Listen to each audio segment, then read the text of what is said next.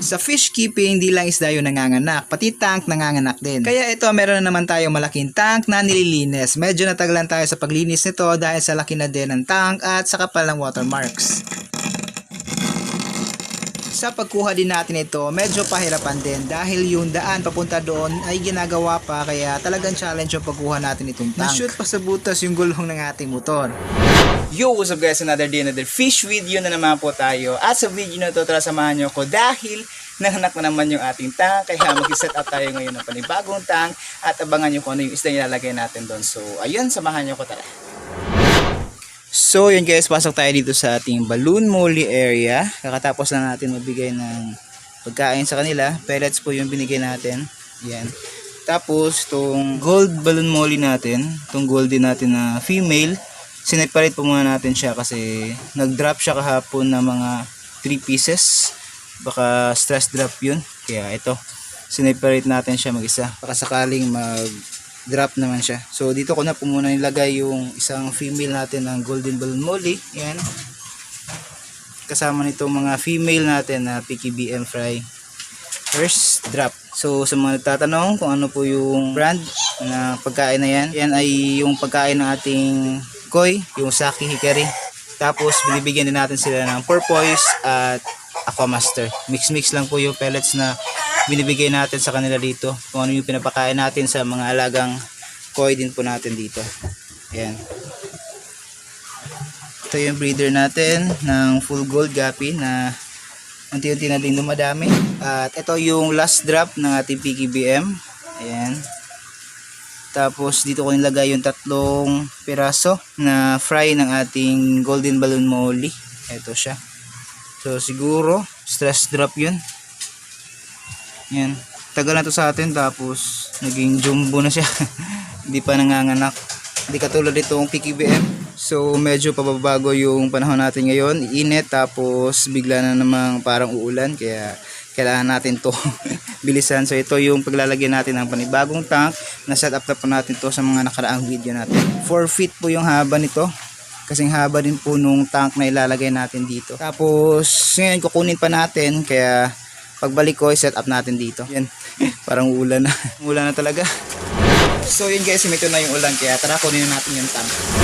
Eto guys, ready na yung pagkakargahan natin ng aquarium. Nilagyan natin dito ng styrofoam para sure talaga tayo. Kaya tara, puntahan natin, kunin natin yung tank para ma-set up natin dito.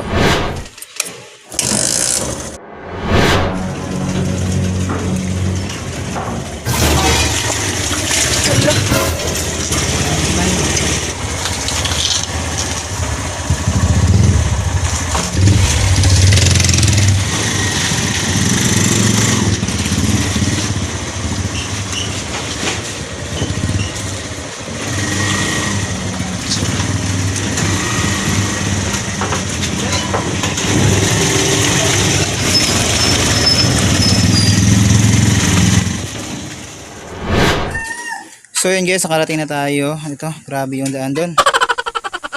Check natin. Okay naman. Wala namang nabasag. Yan. Goods. Tapos, yung isda natin yung importante.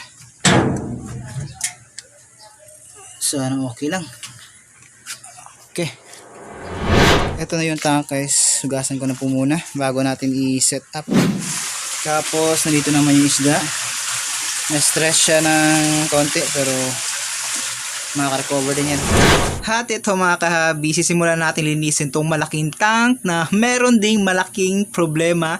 Itong napakatigas na watermarks dito sa glass niya. Kaya ito, binabrush lang natin muna para matanggal yung mga putik at yung mga dumi na kaya nating matanggal gamit itong brush. At meron din tayo ditong basahan na pinupunasan po natin para matanggal yung mga putik. Pero kung mapapansin nyo, medyo malinis pa itong tank na to, itong maliit. Pero di po ito tank, ito po ay filtration ng tank po na to. Pero malinis pa siya kasi di po siya na-install, di po siya nagamit kasi mali po yung pagkakabutas ng output po nito. Kaya gagawa na lang po natin to ng paraan para maikabit din natin dito sa tank na to at magamit din natin. So dito naman sa pagtanggal natin ng mga hard watermarks na ginamit natin dito ay blade. Ini-scrape lang po natin to ng dahan-dahan para di naman magasgas yung tank. Tapos sobrang tigas po talaga kaya dinahan-dahan ko lang yung pag-scrape nito, paunti-unti lang hanggang matanggal yung makapal na layer, hanggang lumipis siya at matanggal na natin yung lahat ng mga nakadikit na watermarks dito sa aquarium na to. Pinagtulungan na talaga namin to para mabilis matapos at may set up natin at mailagay na natin dito pabalik yung isda kasi stress na po yun dun sa pinaglagyan natin, stress pa dun sa biyahe. Ayun guys, konti na lang at mailinis na natin tong aquarium. Grabe, sobrang lala nung watermarks niya kanina. Ganyan ang kapal tapos ang tigas. Hirap tanggalin. Buti na lang ngayon, tsinaga natin at yan, natanggal naman. So ito lang ginamit natin.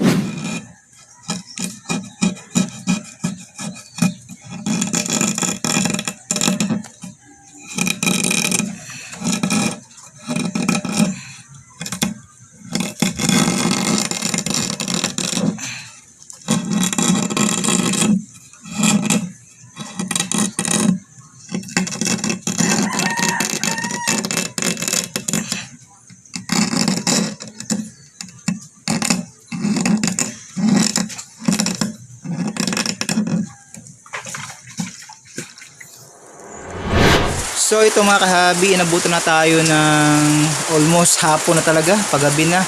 Tapos napakalakas pa ng ulan. Pero ito, na-set up na natin tong tank. At ayan, nakikita nyo, flower horn po yung isdang ilalagay natin dito. At kasama ito dito sa tank na to nung kinuha natin. At sana makarecover yan. Stress sa biyahe oh. Ayan. So di pa natin to nasa-set up yung kanyang filtration system kasi yung butas niya sa itaas yung problema natin. Gagawin ko pa yan ng paraan kasi yan hindi nakasakto dito. Gagawin ko lang yan ng paraan para mapunta dito yung output ng tubig. Pero eto, yan siya. Ito yung kasama nung grow out challenge na sinalihan natin. Yung sa atin yung namatay yung atin, yung dalawa. Kasi di nga natin na ilipat agad sa mas malaking tank. At nasira pa yung pan natin nun. Kaya di natin nasikaso. Pero ito yung kasama niya. Ayan. So ina-acclimate lang natin dito. Maya maya i-release natin dyan para makarecover. Yan, stress talaga siya, nangingitim.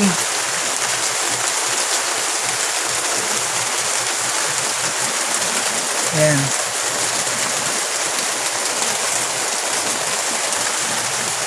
So abangan nyo lang yung update natin. Update ko tong tank natin na ito. Tapos ilalagay po natin, i-set up natin yung filtration system niya. Ngayon di po natin nagawa kasi sobrang ulan. Tapos paggabi na rin. Kaya sa susunod na video, papakita ko sa inyo itong update ng tank po natin na ito. So yun mga kabihan, dito na po muna yung video natin. At update ko na po kayo about dito sa tank na to sa mga susunod na video natin. At maghahakot pa ako ng tubig kasi yung nilagay po natin dito na tubig galing po dun sa koi pan natin. At nabawasan na yun kaya kailangan po natin i-refill ng panibagong tubig. Ito yung ginamit ko dun dito para ma-cycle na po kasi itong tubig na to. At goods na para mailipat natin agad itong flower horn natin at di na siya masyadong ma-stress pa. Kaya yun po yung ginamit natin na tubig. So ayun, update ko lang po kayo sa mga susunod na video. Handito na po muna mga kahabi. Happy fish keeping. Peace out.